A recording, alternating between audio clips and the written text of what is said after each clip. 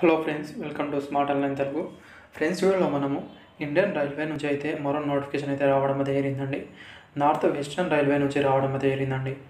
ఇది రాజస్థాన్లోని జైపూర్ నుంచి రావడం జరిగింది. అప్రెంటిస్‌షిప్ నోటిఫికేషన్ అయితే ఉండడం అయితే జరుగుతుంది. అందరికీ మంచి అవకాశం అండి. ఆల్ ఇండియా క్యాండిడేట్ వాళ్ళైతే అప్లై అనేది చేసుకోగలరు. 2 తెలుగు రాష్ట్రాల వాళ్ళు కూడా అప్లై అనేది చేసుకోగలరండి. ఇది ఎక్కడో దూరంగా ఉందని అప్లై చేయకుండా వదలకండి. ఎందుకంటే మీకు అది వచ్చిన తర్వాతనే వెళ్ళాల్సి అయితే ఉంటుంది. మీకు ఎలాంటి ఎగ్జామ్ కానీ ఇంటర్వ్యూ కానీ అయితే ఉండదు. వచ్చిన తర్వాతనే వెళ్ళాల్సి అయితే ఉంటుంది. కాబట్టి ఇదైతే మీరు అప్లై అనేది చేయండి ఫ్రెండ్స్. జస్ట్ మీరు అప్లై అనేది చేయాల్సి అయితే ఉంటుంది. నేను చెప్పిన విధంగా మీరు అప్లై అనేది చేస్తే మొబైల్ ఫోన్లోనే అప్లై అనేది చేసుకోగలరు. ఇంకా ఆన్లైన్ ద్వారా అయితే ఇంకా స్టార్ట్ అవ్వలేదండి. ఆన్లైన్ ద్వారా స్టార్ట్ అయిన వెంటనే మిగతా ప్రాసెస్ నేను చెప్తాను. ఇప్పుడైతే నోటిఫికేషన్ అయితే గమనిద్దామండి. సెలక్షన్ ప్రాసెస్ ఎలా ఉంటుంది, ఎన్ని వేకెన్సీస్ ఉన్నాయి, ఎక్కడెక్కడ ఎన్ని ఉన్నాయి, అదేవిధంగా ఇక్కడ క్వాలిఫికేషన్ ఏముంటుంది, మిగతా ప్రాసెస్ ఇక్కడైతే చెప్పడం అయితే జరుగుతుంది. వీడియోని లాస్ట్ వరకు చూడండి ఫ్రెండ్స్, అప్పుడే క్లారిటీగా మీకు అర్థమవుతుంది. సో ఫ్రెండ్స్, ఇక్కడ మీరు నోటిఫికేషన్ అయితే చూసుకోవచ్చండి. నార్త్ వెస్టర్న్ రైల్వే జైపూర్ నుంచి అయితే రావడం అయితే జరిగిందండి. అప్రెంటిస్‌షిప్ యాక్ట్ 1961 ప్రకారం అయితే ఉండబోతుంది. అండ్ ఇక్కడ ఆన్లైన్ ద్వారా అనేది జనవరి 10 నుంచి అయితే స్టార్ట్ అవుతుంది. లాస్ట్ డేట్ అనేది ఇక్కడ మీరు ఫిబ్రవరి 10 వరకు అయితే అప్లై అనేది చేసుకోగలరు. ఆన్లైన్ ద్వారా మాత్రమే అప్లై అనేది చేయాల్సి ఉంటుంది. And total number of vacancy అనేది ఇక్కడ 2026 వేకెన్సీ అనేది ఉండడం అయితే జరిగింది. డివిజన్ అదేవిధంగా యూనిట్స్ అయితే ఇవ్వడం అయితే జరిగింది. ఇవి రాజస్థాన్లో మాత్రమే ఉండడం అయితే జరుగుతుందండి. ఇక్కడైతే మీరు గమనించాల్సి అయితే ఉంటుంది. యూనిట్ మరి చూసుకుంటే డిఆర్ఎం ఆఫీస్ అజ్మీర్ అండి.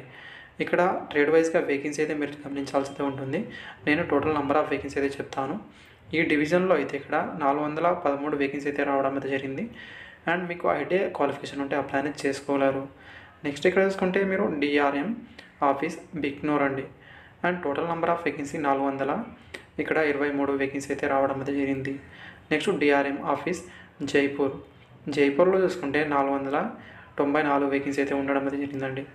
ఇక్కడైతే మీరు గమనించాల్సి అయితే ఉంటుంది. మీరు ఐటీఐలో మీ క్వాలిఫికేషన్ అనేది ఇక్కడైతే మీరు చూసుకోవాల్సి అయితే ఉంటుంది.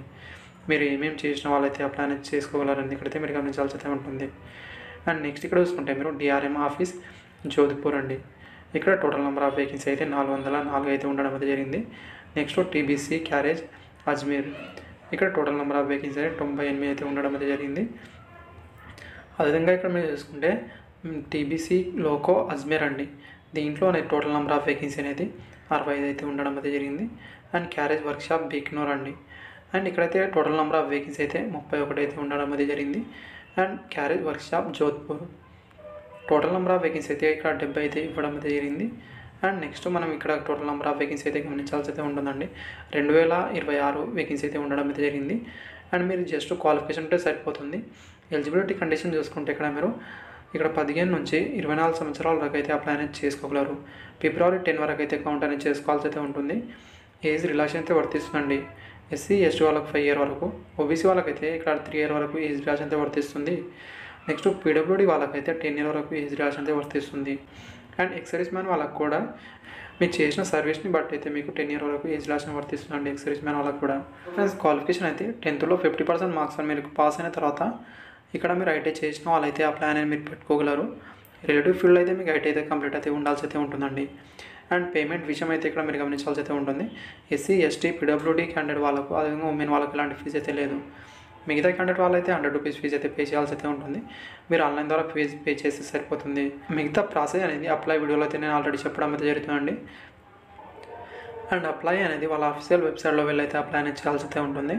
అండ్ అప్లై డేట్ స్టార్ట్ అయిన వెంటనే మిగతా ప్రాసెస్ అయితే చెప్పడం అయితే జరుగుతుంది. నెక్స్ట్ ఇక్కడ మీరు స్టైఫండ్ అయితే గమనించాల్సి అయితే ఉంటుందండి. మీ స్టైఫండ్ అనేది ఇక్కడ మీరు చూసుకుంటే మీకు వాళ్ళ యాక్ట్ ప్రకారం అయితే మీకు స్టైఫండ్ అనేది ఇవ్వడం అయితే జరుగుతుంది. అండ్ ఇక్కడ హాస్టల్ ఫెసిలిటీ అయితే అలాంటి అయితే ఉండదండి. మీరే బయట అనేది చూసుకోవాల్సి అయితే ఉంటుంది. ఇది వచ్చిన తర్వాత సంగతి అండి. ఇప్పుడైతే మీరు అప్లై అనేది చేసుకోండి. అండ్ విధంగా ఇక్కడ ట్రైనింగ్ అనేది 1 ఇయర్ అయితే ఉంటుంది. ఆఫ్టర్ ఇక్కడ మీకు తెలిసిన విషయమే అండి, రైల్వేలో ఇప్పుడు అప్రెంటిస్‌షిప్ చేస్తే మీకైతే 20% రిజర్వేషన్ అయితే వర్తిస్తుంది. సిసిఏ క్యాండిడేట్ కింద అయితే మీకు కన్సిడర్ అయితే చేయడం అయితే జరుగుతుందండి. గ్రూప్ డి ఉద్యోగాలు అయితే మీకు ఈజీగా వచ్చే ఛాన్స్ అయితే ఉంటుందండి. ఒకవేళ వస్తే ఎక్కడికైనా వెళ్ళైతే మీరు చేయడానికి అయితే ట్రై చేయండి. మీకైతే యూస్ఫుల్గా ఉంటుంది అనుకుంటున్నాను. Thank you friends. వీడియో వస్తే లైక్ చేయండి friends. Thank you for watching.